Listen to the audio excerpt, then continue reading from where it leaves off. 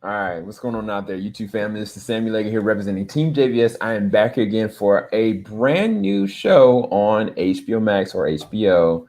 The name of this show is called The Nevers. So I watched it last night as it was going on, like televised, and I watched it again today just so I can make sure I recouped everything. And I think it's intriguing. I think there's definitely a lot to kind of unpack without spoiling too much.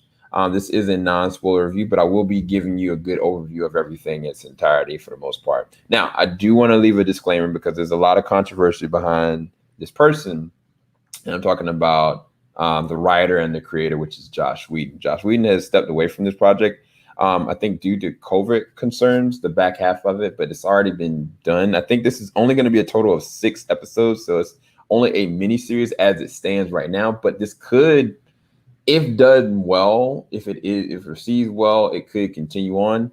There's been some mixed reviews from my understanding at this point, but let's go ahead and just kind of go ahead and impact this right now. So the synopsis reads this: an epic tale following a gang of Victorian women who find themselves with an unusual abilities, relentless enemies, and a mission that might change the world. So when I first started watching it, I was kind of like, oh, okay, this is strange. But they had this really weird but beautiful opening montage where different people, whether it was, a lady in the garden or another person like getting about to be locked up in a sane asylum, like it was just like life was going on. And then all of a sudden things stopped. It was out of a dime, something was happening and you didn't know what it actually was, but you knew it was affecting everybody around the surrounding area. And so our main character, that's actually 2 main characters. You got Mrs. True, who is played by, I always forget her last name. I apologize for that. It's Laura Donnelly. And Laura, when you first see her in this, like she's kind of like jumping off of a cliff somewhere into some water. You don't know what's really going on. And then you also have her camaraderie person that kind of her partner. Like they kind of mesh very well, kind of like a Sherlock Holmes and Watson. And Skeely, I'm gonna get her character model really quick so you can kind of see. And she's kind of like, for this, she's like the tech guru. She can come up with different inventions and gadgets and stuff like that. But the very opening, you kind of see them working together, and they're just kind of going what you assume to be like they're going to go help somebody, but no, like they visit this young lady's home. The parents think there's something wrong with her because she's speaking languages they don't understand, and you find out very quickly that not only are they very different, but they're very gifted. And what they call the terminology, instead of it being like a mutant or something like that, they call it touched. And so anybody that's touched from this singularity event that happened, I think 3 years ago, I think this takes place in like 1890s, I believe, has changed effectively a certain part of society. It's not secluded to just women. There are other people that have abilities, but there's a finite point to it. But in this episode specifically, you get an understanding of what their capabilities are, what the world is kind of like. I think that certain characters are really interesting to me. That was kind of like, oh, okay, I'm curious to see where this character is going to go. But then there were some characters that just they fell flat for me. One of the biggest ones that I didn't think really worked was Hugo Swann's character. I'll bring them up just in a second. It was kind of like he was like this pseudo guy that seems like he's got everything all together. And then there's another person named Augie that I was kind of like, I don't know what their narrative is, but they did add something in the tagline in the back half of this episode that was kind of like, oh, okay, that's where this is going to be handled. And there's more things that play here that we don't really understand, as well as there's also a subplot. Like it's not just like, oh, okay, these 2 women have different people or gifted people put into this orphanage to try to protect them, like the School of the Gifted or like the X-Men. But no, there are also other things at work here, because when you get to the end of the episode, you'll understand that this singularity event, this wasn't just a fluke. This is something that changed society forever. But why and how? And also, not everybody even knows what really went down, which is even more interesting and thrilling. Then you have this character right here who I actually feel like there is a deep, deep subplot for his character. Zachary Momo is playing the role of Dr. Horatio Kearns. And so he kind of got his own ability. He can be able to heal people, which is interesting. Of course, he does stuff with his hands. He's a doctor. But there is a subplot going on with, in my opinion, I know I'm reading between the lines, but there's some kind of subplot going on with him and Mrs. True. I don't know what it is, but I have an idea. A second time I watched it, I realized that Horatio, he looked to be that he had a wife and a daughter. And as the progression of it, because I was kind of like reading between the lines. Matter of fact, I'll say this. It's one of my critiques. But it's not necessarily a negative or a bad thing. It's just kind of like rewatchability is good. But first time I watched it, I didn't catch it. Maybe it's because I was sleepy. But the second time I watched it with subtitles, because I really wanted to understand what was the gravity of what was going on. There was a conversation that the main character, Mrs. True, had with a broker person that I think that it's probably his best role he's done. Nick Frost plays the role of this guy that they're working underneath to try to get what they need. I don't want to spoil too much more than that, but let's just say he's not a good guy. And so there's a conversation that was had, and he kind of makes a threat to her into her life. And he was like, says something. She's like, this isn't even my face. And I was kind of like, not just that, there's something going on here with them. And I was like, if he is married and it's 3 years ago this happened, like there's something going on with the connection with his wife and her. But that's just theory. I don't know for a fact. I just know that I was paying close attention to the dialogue, and their story arc was the thing that was more interesting for me. But again, there are subplot characters. Like this character right here, there's something going on that you just don't know. So there's a lot of different forces at work here that are trying to either engage the touched, keep the touch away from society, or they're trying to destroy the touched.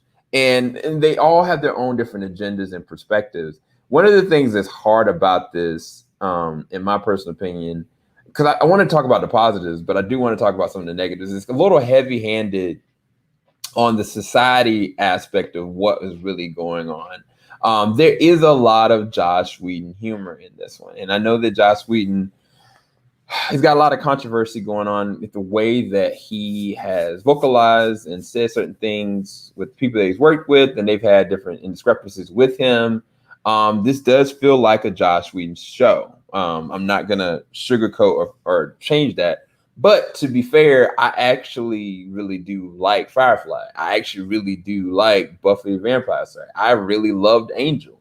So there are things that I've seen from Joss Whedon that have been good. And there are things in this that I feel the same exact way. Like another big thing that I'll say is the combat. Like the hand-to-hand combat, specifically what they're doing with your girl Laura here and her character Amelia True.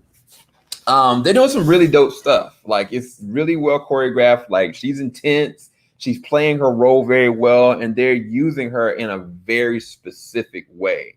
It really, again, like it feels like a cross between Sherlock Holmes meets not Supernatural, there's something in between there. It really does. Now, this is one of the things I'll say that's a negative and a detractor for me, and I feel like it hurts the show. In my personal opinion, is that this shouldn't have been a rated R show.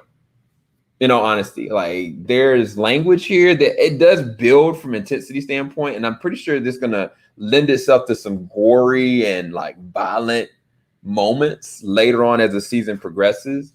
But if I'm just going off of the merits of this episode, some of the language just wasn't necessary. Like it just wasn't really needed. I think it worked on its own Charter. Like this has been some of the show that I could have seen on Sci-Fi, to be honest with you.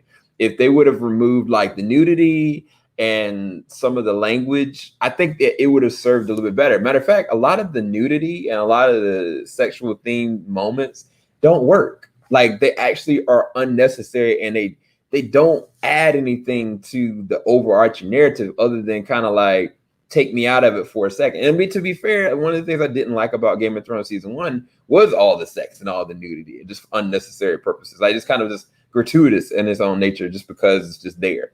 And I think that this, the uses of sex and nudity and language in just this episode was not needed, because neither one of the main characters, that's not their drive. Like this is more there to unpack from an emotional standpoint and from a hierarchy standpoint that is not necessarily needed. I mean, I guess to keep the filler of what's going on, I get it.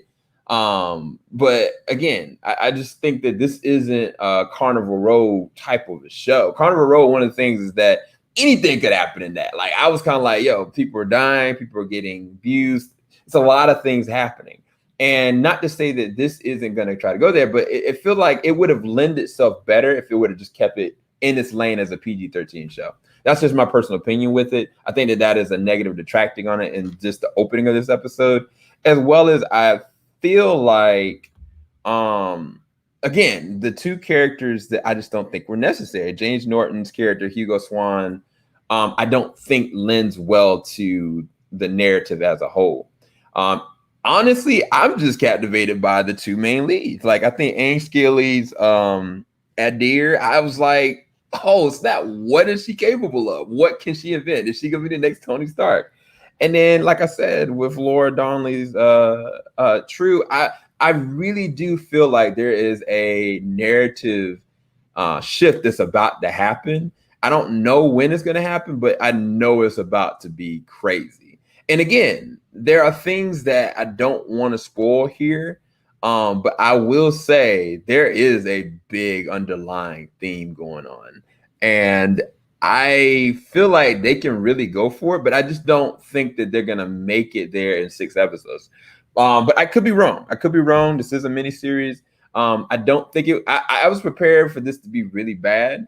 I actually felt really engaged after the second time watching. I think it would lend itself better if you watch it with subtitles, so you make sure you don't miss anything. There is a lot of hidden gems there, but this is not a spoiler-filled review, so I don't want to go and unpack all that. I will go into the comments really quick. First time catching you live. Been here since day one. Rashawn Williams. Shout out to Rashawn Williams for being here since day one. All the love and appreciation. Thank you so much for being here. And Chris P is a longtime vet. What's going on, JVS? Thank you so much. All the love, you guys. Appreciate you guys for being here. This is probably one of the first live reviews that I've actually done. So if you guys like this, I really appreciate you letting me know in the comment section below. Make sure you like, subscribe, hit the little bell button. As far as the first episode, I would rest this at a 7 out of 10, maybe 7.5, 7 out of 10. Yeah, I'll rest it right at a 7 out of 10 because the negatives are not so bad that I'll be like, forget this whole show. Like, matter of fact, I'm actually more engaged with the backdrop story. Now, I don't know if there's enough here to keep me invested moving forward in terms of the overarching antagonist or the certain choices that the plot is going. But I think that there is, just from the focal point of how this started 3 years prior and where the characters' engagements can be, as well as what does this mean for this universe, I think the universe building part is the thing that's keeping me engaged. And that's why I said this could have been lended to a Sci-Fi Network or like something like that, and just remove like some of the sexual or unnecessary themes. I think where this might work is when this starts to get really violent and things start to take a turn for the worse. That's where I think the violent side will be able to be a benefit, but some of the other stuff is just unnecessary in the sexual nature. And again, it doesn't help, the backdrop of controversy that has been following along with Joss Whedon's story. And maybe depending on if Lucas likes it, we might go and do like a spoiler discussion on the whole season as it wraps over. I'm going to see if I can check more episodes out. It is at a 52% on Rotten Tomatoes, which is way too low. Daryl, I know. We'll see where it goes. If things get better, like by episode 2, then we'll see. But if not, then people have already gotten like early screeners for it, then we'll talk about that from a later standpoint. But for now, this is my review for the Nevers pilot episode, episode 1. Let me know what you guys think about it. Have you seen it? Have you watched it? Are you intrigued to watch it now after hearing this review? Let me know in the comment section below. Make sure you leave a like. And as always, y'all stay blessed. Peace, guys.